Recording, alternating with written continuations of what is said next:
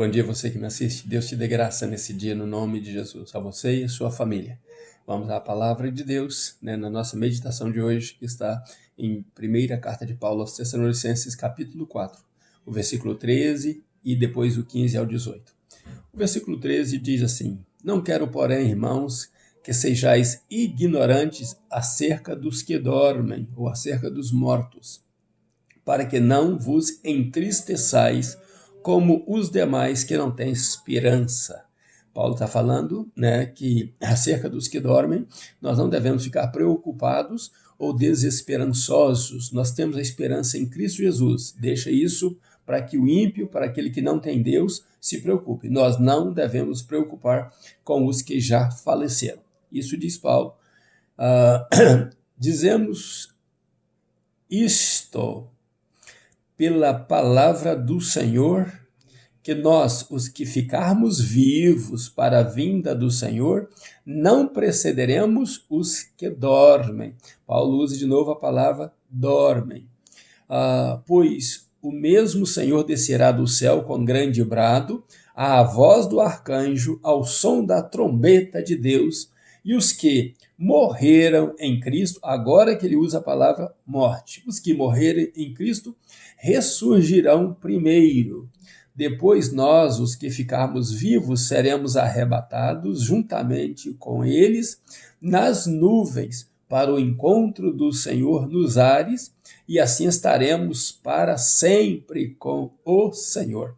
E aí o apóstolo Paulo diz, portanto, consolai-vos uns aos outros com estas palavras. Que bom, depois que o apóstolo Paulo ensinou então, aos Tessalonicenses, na sua primeira carta, no capítulo 4, dizendo sobre uma vida honesta, uma vida pública honesta, uma vida onde você está envolvido com outras pessoas, deixe que eles vejam a honestidade de cristão em você. Paulo, então, traz esse assunto. Talvez esse assunto fosse uma discussão que existisse entre eles, os Tessalonicenses, sobre aqueles que faleceram, em Cristo, que eram cristãos, como seria se esses vivos, o que estavam ali conversando, teria a prioridade ou não. E esse assunto alavancou-se na igreja.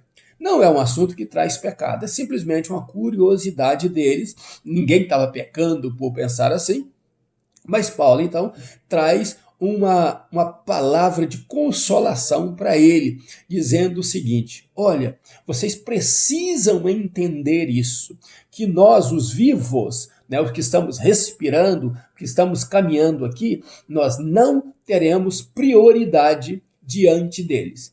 Por isso que o título da nossa meditação de hoje é A Vinda do Senhor. Como será?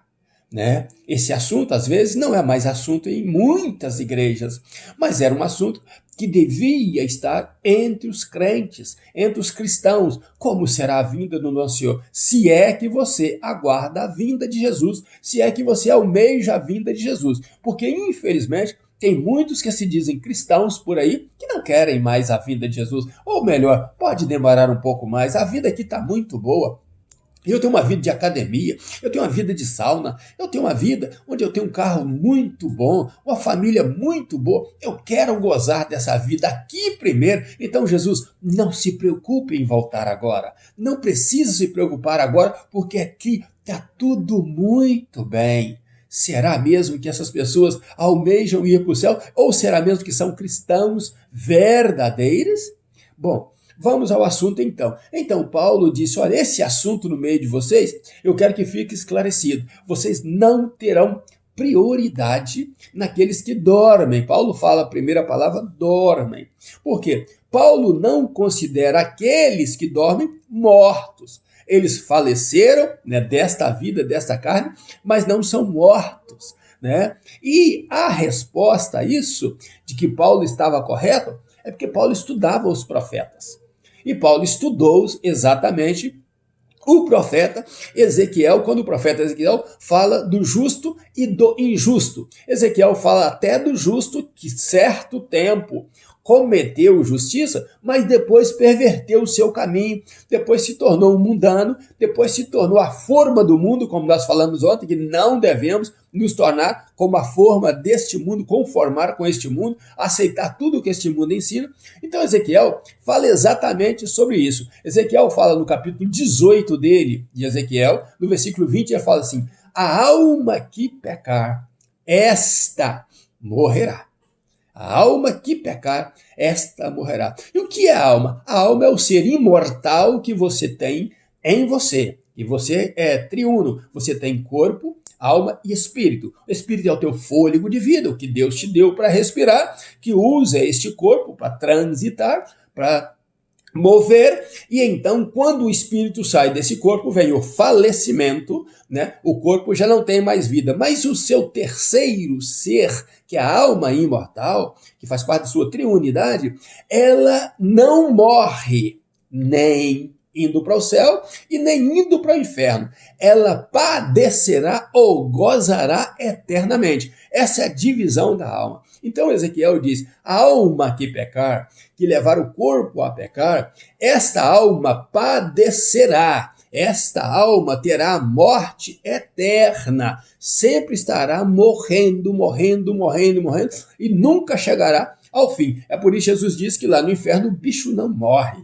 Né? É uma tentação constante, é uma vida eterna em sofrimento. Então Ezequiel foi claro nisso: a alma que pecar padecerá no fogo do inferno. E Ezequiel capítulo 18, versículo 27 diz: mas convertendo o ímpio da sua impiedade e do seu pecado, da sua perversão, e praticando o juízo. E qual é o juízo? O juízo é o seguinte: você não podia pagar pelo preço que você devia. Eu não podia pagar pelo preço que eu devia. Mas Deus entendeu que o seu Filho Jesus, sendo santo, poderia pagar o nosso preço. O juízo era que nós seríamos afastados de Deus para sempre. E Jesus veio então, pregou a paz, pregou o amor e pagou o preço. Ele poderia ter pregado a paz e o amor, mas se não tivesse pagado o preço, nós estaríamos em débitos com Deus. Mas este juízo de Deus caiu sobre o seu Filho, ele pagou o preço e nos justificou perante Deus. Então, nós que éramos ímpios, perdidos, então convertemos os nossos maus caminhos em bons caminhos, aceitando o juízo de Deus e vivendo a nossa justiça diante de Deus. E qual que é a justiça? Agora, Paulo diz isso: eu não vivo mais, porque o meu preço de pecador, meu preço de ímpio foi pago, de injusto foi pago. Agora é Cristo a quem vive em mim. Já que ele morreu por mim, eu então agora vivo por ele. E para mim o viver agora para frente é Cristo. Então, por isso que Ezequiel faz. E ele fazendo do juízo, aceitando o juízo, praticando o juízo, vivendo para Cristo e fazendo justiça, conservará este a sua alma viva. Pois, versículo 28, quem considera e se converte das suas transgressões que cometeu, certamente viverá e não morrerá. Então, a pergunta dos Tessalonicenses era sobre os que morreram, mas Paulo traz esta ideia porque ele estudou o profeta dizendo: eles não morreram eternamente, eles estão aguardando, a alma deles está viva, e quando o brado tocar no céu do arcanjo, quando a trombeta tocar, então Jesus descerá do céu. Esses que estão esperando lá com a alma viva, porque morreram fazendo justiça, morreram como cristãos, como pessoas que serviram a Deus de verdade, eles ressuscitarão primeiro, e nós então seremos arrebatados, nós iremos para as nuvens com ele para encontrar com Jesus. Então a vinda do Senhor Jesus será desta forma que está descrita na Bíblia. Não será como muitos pregam por aí, mas será com o brado, né, do anjo, né, o brado do anjo, do arcanjo, e o toque da trombeta. Jesus apareceu, os céus moverão, e então haverá essa convulsão aqui na terra de mortos, né? Pessoas que morreram em Cristo, pessoas que morreram convertidos, ressuscitando primeiro e nós sendo tomados nas nuvens. Claro que vai alarmar muita gente vai ficar assustada por aí, porque você pode estar do lado de um ímpio e você ser tomado e ele deixar e você desaparecer. A esposa cristã será tomada e o marido não cristão será deixado e ela irá desaparecer. Mas a tua alma e a alma daquele que morreu segue viva porque você tem uma vida cristã em Cristo Jesus. Almeje a vinda do Senhor Jesus, pregue a vinda do Jesus, ame a vinda do Senhor Jesus com todas as tuas forças, porque nós estaremos, como diz o apóstolo Paulo, com ele para sempre. Nunca mais haverá separação, nunca mais haverá sofrimento, nunca mais haverá dor, e as coisas que nós vivemos nessa terra não se compara com a glória que está por vir em Cristo Jesus. Ele quer abençoar você, então dê um tempo, né? Pense na tua vida, converta dos seus maus caminhos, aceita o sacrifício que Jesus fez por você e comece de agora para frente a viver uma vida com Cristo. E não tem essas curiosidades. Assim a Bíblia foi esclarecida que nós seremos tomados nas nuvens com aqueles que já morreram em Cristo. Então teu pai, tua mãe que morreu em Cristo, teus amigos que morreram em Cristo, teus irmãos de igreja que faleceram em Cristo, eles estão com a alma viva.